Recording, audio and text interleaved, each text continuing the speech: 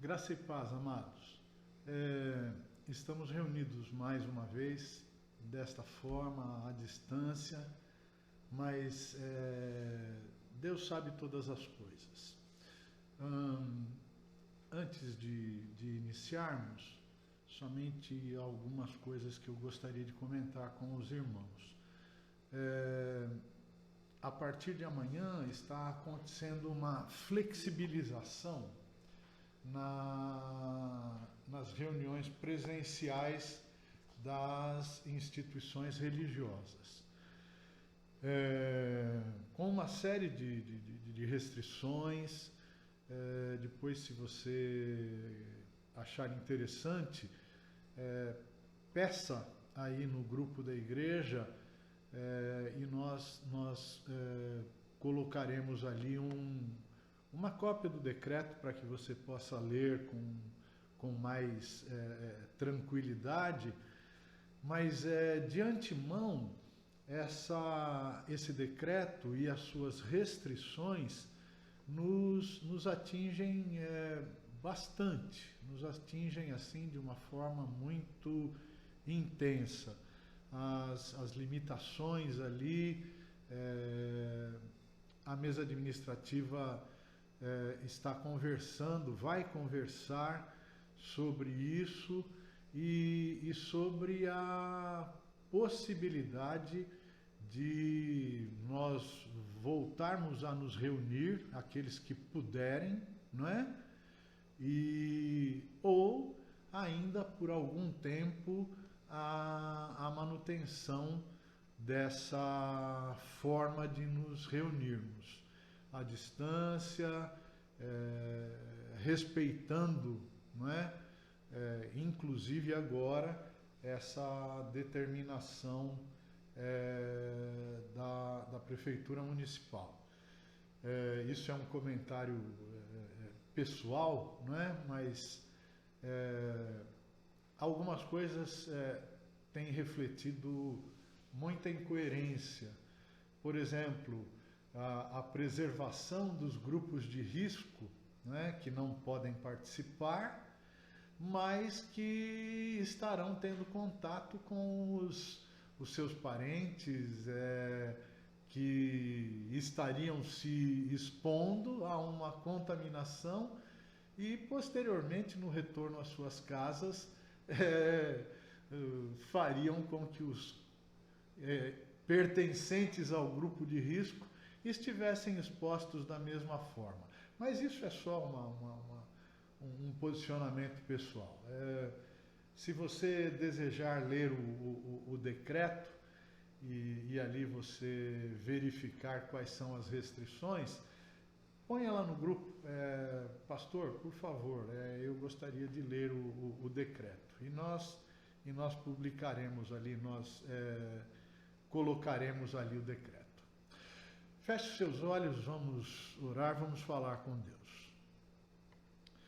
Pai amado, nós te louvamos, Senhor, por mais este dia de vida que o Senhor nos concedeu.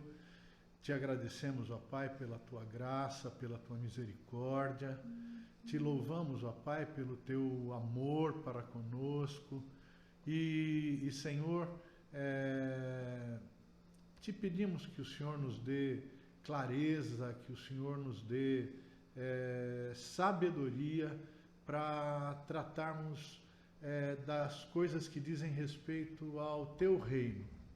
Senhor, que nós sejamos prudentes, sábios, que nós observemos, ó Pai, antes de mais nada, antes de qualquer coisa, a tua palavra, aquilo que o Senhor nos deixou, que nós certamente estejamos aí cientes daquilo que é lei humana, mas que nós tenhamos como prioridade, assim como lá no passado os teus servos fizeram, ó Pai, a observação da tua palavra, sabendo que é mais importante obedecer ao Senhor do que a homens. Te pedimos, ó Pai, agora nesses minutos em que estaremos meditando na Tua palavra, a Tua iluminação, a direção do Teu Santo Espírito, ó Pai. Te pedimos perdão, Senhor, pelos nossos pecados, pecados que cometemos de diversas formas, em diversos momentos, mas que sabemos que pelo Teu amor, pela Tua graça, pela Tua misericórdia, quando confessamos os nossos pecados, nós podemos ter certeza que o Senhor nos perdoa. Obrigado, Senhor, pela vida dos meus irmãos, irmãs, amigos, ó Pai, que eventualmente venham a participar desse momento também, aonde quer que estejam. Nós te louvamos e pedimos a Tua proteção sobre essas vidas também. Te pedimos, ó Pai, pelos milhares de pessoas que neste instante sofrem ao redor do mundo e mesmo na nossa cidade, no nosso estado, no nosso país, ó Pai, sofrem com as consequências da pandemia do Covid-19. Senhor, nós clamamos a Ti por cura, clamamos a Ti, ó Pai, por algo que venha, Senhor, trazer solução a isso, pelos pesquisadores que no mundo inteiro hoje, Senhor, se dedicam diuturnamente, ó Pai, na busca de um remédio ou de uma vacina para isso. Sabemos, ó Pai, que o Senhor dotou o ser humano de inteligência, o Senhor nos criou conforme a Tua imagem e semelhança, ó Pai. Por isso, Senhor, nós te pedimos que o Senhor abençoe essas vidas, vidas que com o seu trabalho contribuirão para que milhões de vidas sejam poupadas. Vidas que muitas delas talvez não conheçam ao Senhor Jesus, e fica aí reforçada mais uma vez a nossa responsabilidade em pregar a toda criatura, a tempo e fora de tempo, Senhor, a salvação que só existe no Teu Filho, que morreu lá no Calvário, no nosso lugar, derramando sangue inocente, dando a sua vida para que nós pudéssemos ter vida. E é no nome santo, precioso, poderoso, doce, ó Pai, do Teu Filho Jesus, que nós te oramos agora. Amém. Amados, eu gostaria que nós pudéssemos conversar agora sobre uma questão que, como eu sempre digo a vocês, normalmente eu falo algo que já falou ao meu coração, algo que já me preocupou, já me entristeceu ou já me alegrou, já impactou a minha vida. E nesses dias, uma coisa que tem me preocupado, tem me causado surpresa, inclusive, é a questão da inversão de valores em relação à vida, ao dom da vida que é dado por Deus e é tão valorizado por Ele e tem sido banalizado, tem sido relativizado, tem sido menosprezado por alguns. Talvez vocês tenham ouvido alguns dos depoimentos de grandes personalidades brasileiras dizendo que 7.000 mortes, 8.000 mortes, já estamos em 4.000, mais de 4.000 mortes no Brasil. E isso considerando a subnotificação, né? E as pessoas continuam priorizando outras coisas e relativizando o valor da vida. Eu gostaria que você, caso pudesse, abrisse aí a sua Bíblia ou abrisse no seu celular também o texto lá no livro do profeta Jonas, lá no Antigo Testamento, profeta Jonas, no capítulo de número 4, e nós leremos os versos de número 10 e 11. Jonas, profeta, estou apanhando do meu celular aqui, só um minutinho. Isso, opa. Eu acendo e apago aqui, só um minuto. Isso aí também te dá tempo de achar. Jonas, capítulo de número 4, versos 10 e 11. A palavra de Deus diz assim: E disse o Senhor, Deus está se dirigindo a Jonas: Tiveste compaixão da aboboreira, na qual não trabalhaste, nem a fizeste crescer, que em uma noite nasceu e em uma noite pereceu, e não hei eu de ter compaixão da grande cidade de Nínive. E eu mudei aqui, da grande cidade de Nínive,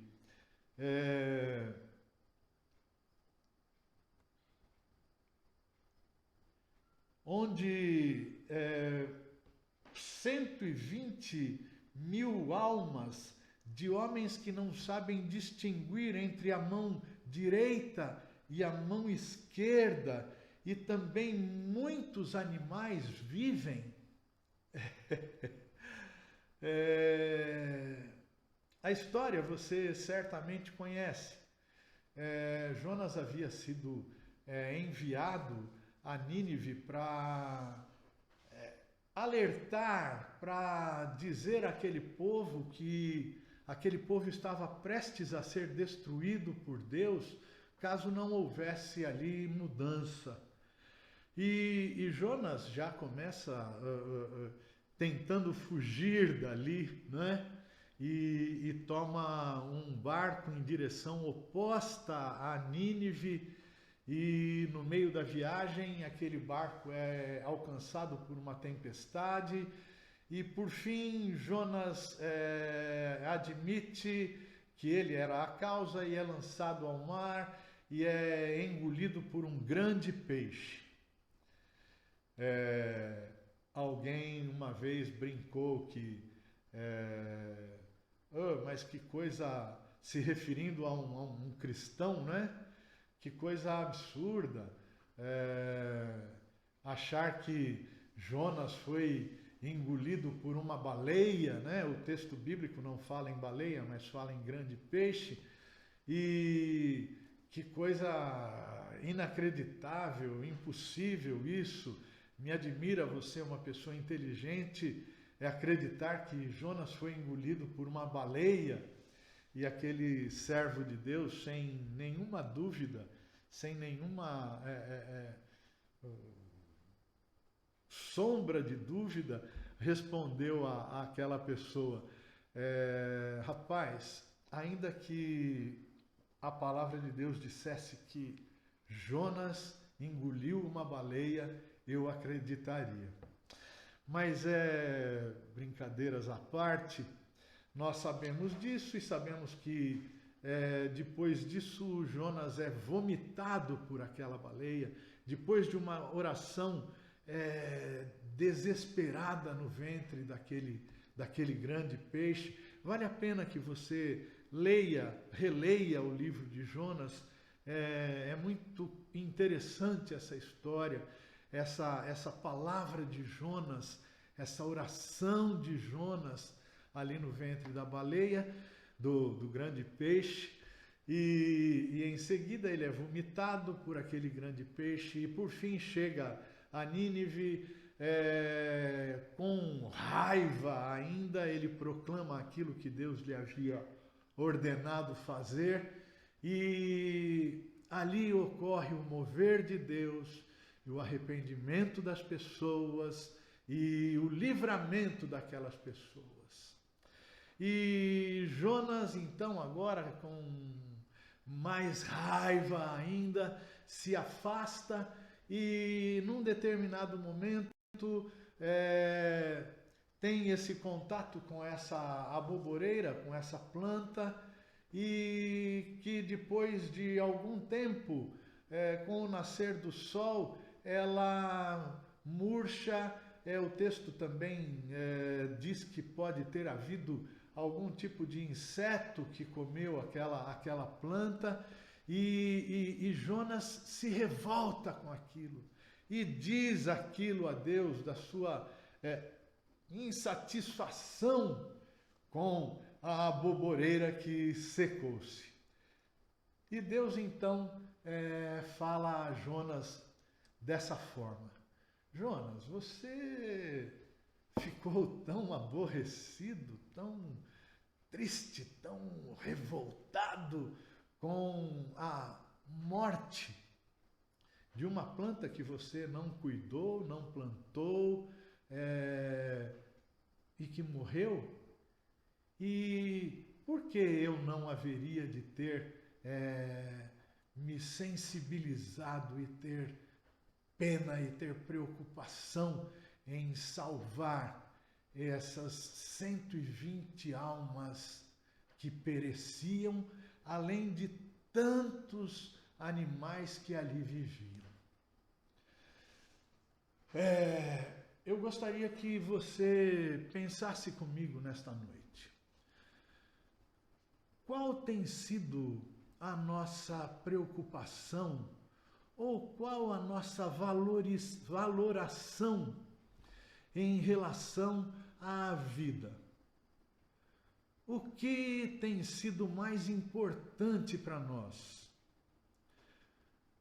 O que nos incomoda ou o que nos entristece? O amor de Deus, esse amor que é universal, esse amor que fez com que o Senhor Jesus viesse a esse mundo e, através do seu sacrifício ali na cruz, pudesse alcançar as pessoas e manifestar às pessoas aquele amor tão grande de Deus por elas, a ponto de permitir que Jesus morresse na cruz por nós. O que nós temos pensado em relação a isto? Será que nós também achamos que algumas vidas têm mais valor que outras? Será que a vida das pessoas que não possuem muitos bens, essas vidas têm mais valor do que aquelas que detêm muitos bens? Ou o inverso? O inverso? Será que a vida de ricos e de pessoas prósperas, econômica e financeiramente, valem mais do que a vida daqueles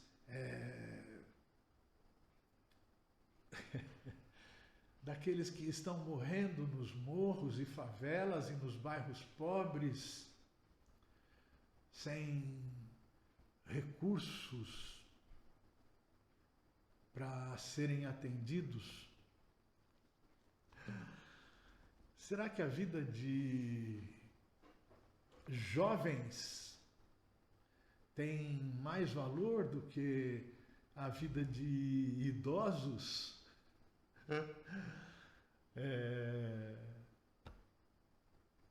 A nossa cidade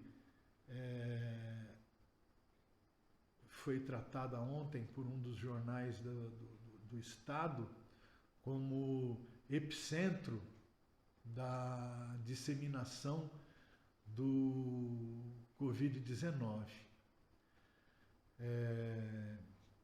apenas um número inferior ao de Campo Grande, mas em progressão.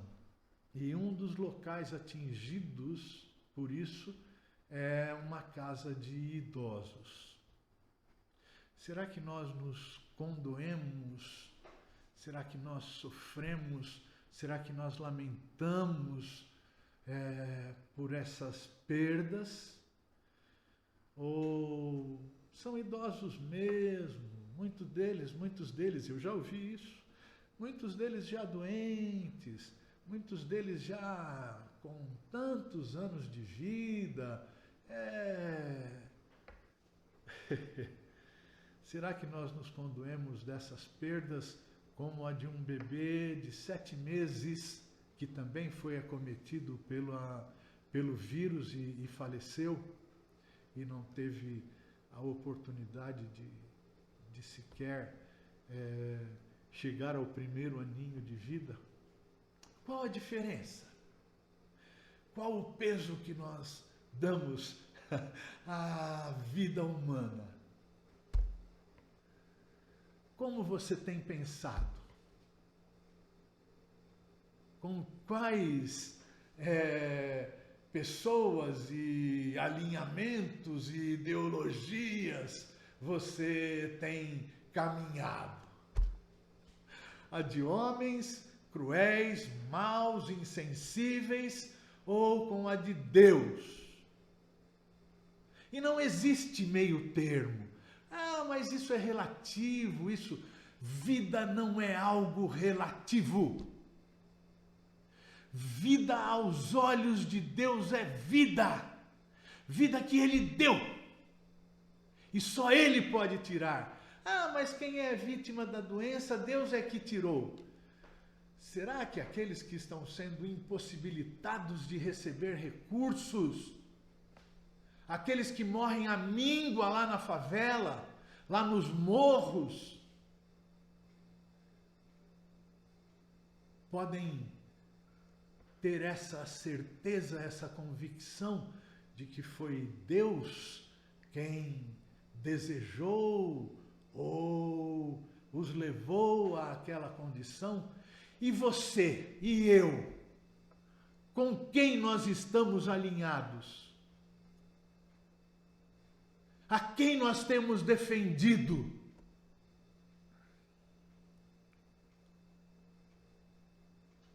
Em quem nós temos depositado os nossos valores, os nossos princípios? Saímos por aí repetindo o que homens cruéis, pecadores, distantes de Jesus, com certeza têm dito, ou temos procurado nos firmar na palavra de Deus? Você tem chorado pela boboreira, ou você tem chorado pelas milhares de vidas que estão e poderão ser perdidas? Que Deus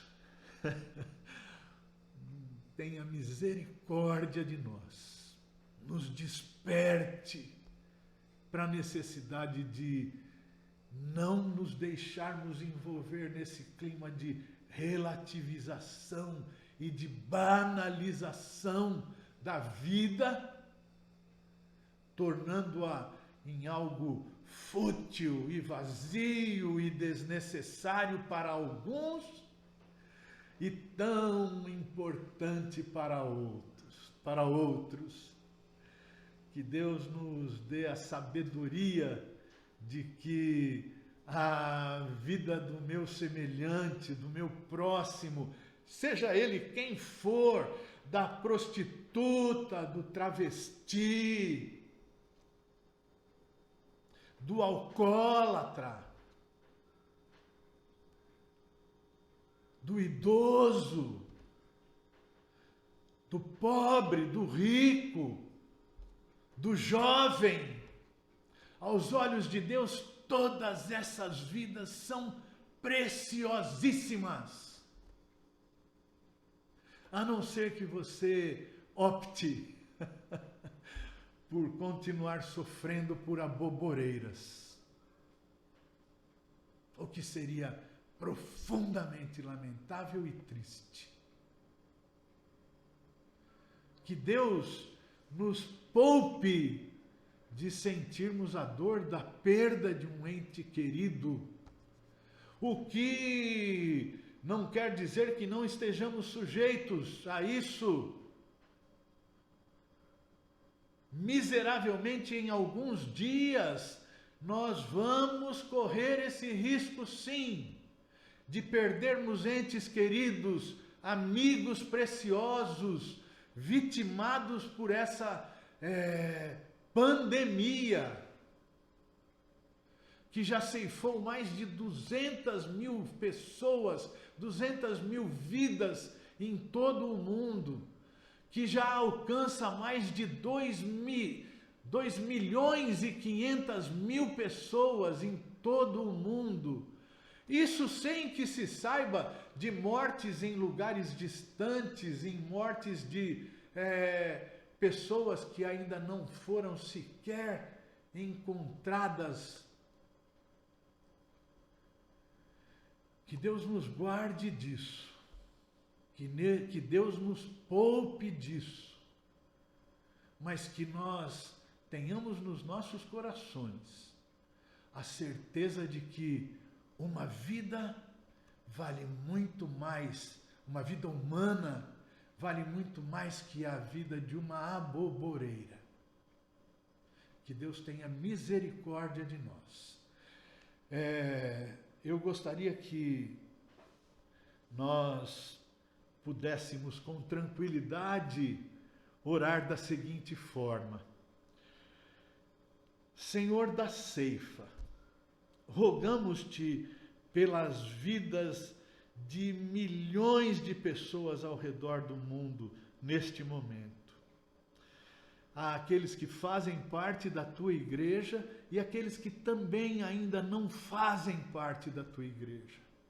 Aqueles que ao fecharem os olhos aqui se encontrarão com o Senhor, e também por aqueles que ainda não têm essa certeza. Senhor, abençoa essas vidas em toda parte e permite que todos possamos levar a essas pessoas a salvação em Cristo Jesus, para a tua honra e para a tua glória. Amém. Que Deus nos abençoe, tenha misericórdia da nossa cidade, do nosso estado, da nossa nação e de todo o mundo nesses dias em que muitas vezes as pessoas estão preocupadas com aboboreiras e têm deixado de lado a importância e o sentido da vida do ser humano. Que Deus nos abençoe. E que a maravilhosa graça do Senhor Jesus, o amor de Deus Pai, a comunhão e as consolações do Santo Espírito de Deus estejam sobre a sua vida, sobre a vida da sua família e sobre todo o povo de Deus espalhado por toda a face da terra, hoje e por todo sempre. Amém.